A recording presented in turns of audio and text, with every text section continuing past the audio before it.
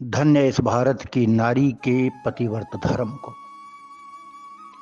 वो पति के लिए पल पल मरती है, पल पल मिटती रहती है। वो यही सोचती है कि मेरे पति के कोई सकल संकल्प कहीं अधूरे न रह जाए। चाहे वो इस देश की सीता हो, चाहे गौतम की पत्नी अहिल्या हो।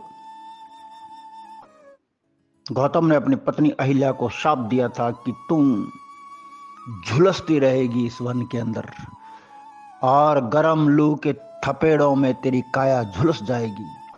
यहां आस पास तेरे कोई भी पक्षी कलरव नहीं करेगा। वृक्षों में हरितिमा नहीं रहेगी, ठूंठ हो जाएंगे, ये घास जल जाएगी और तेरी ओर किसी का भी ध्यान नहीं जाएगा। जब भगवान श्री राम, लक्ष्मण और विश्वामित्र जा रहे थे उस वन से, तो भगवान श्री राम की दृष्टि पड़ी। उसने देखा कि कोई नारी के रूप में शिलावत होकर के सिसक रही है और उन्होंने गुरुदेव से पूछा कि गुरुदेव, ये कौन है जो शिलावत होकर के यहां सिसक रही है?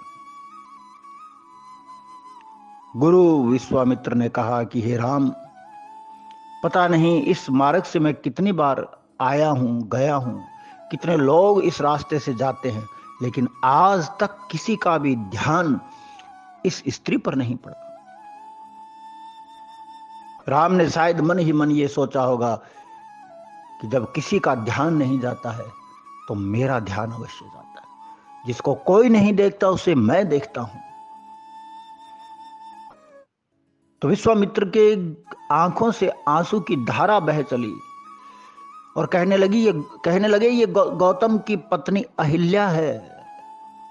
शायद पतिव्रत धर्म के विरुद्ध इसने कोई आचरण कर दिया राम।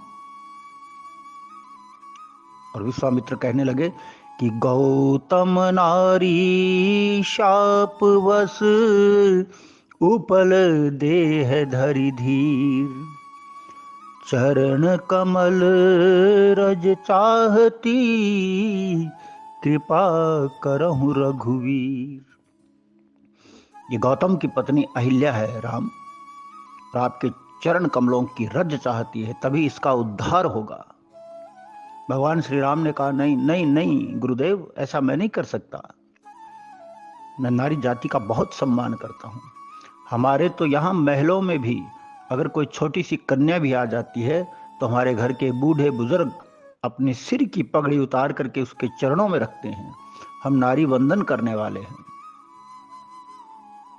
भगवान श्री राम ने जो ही उस अहिल्या मां की परिक्रमा की तो चरणों की रज उसको छू गई और वह अहिल्या सुंदर सी नारी के रूप में प्रकट होकर के भगवान श्री राम के चरणों में प्रणाम किया। और भगवान श्री राम ने कहा कि जाओ, मैं तुम्हें अपने धाम भेज रहा हूं। उसने कहा नहीं नहीं नहीं राम, मुझे आपके धाम नहीं जाना है, मुझे पति लोक जाना है। वो मेरा पति पल पल क्षण क्षण में मर रहा होगा, मिट रहा होगा, पश्चाताप की अग्नि में जल रहा होगा। धन्य है इस भारत की नारी को जो अपने पतिव्रत धर्म को निभाने के लिए कि उसके पति के कोई सकल संकल्प अधूरे न रह जाएं मेरे बिना।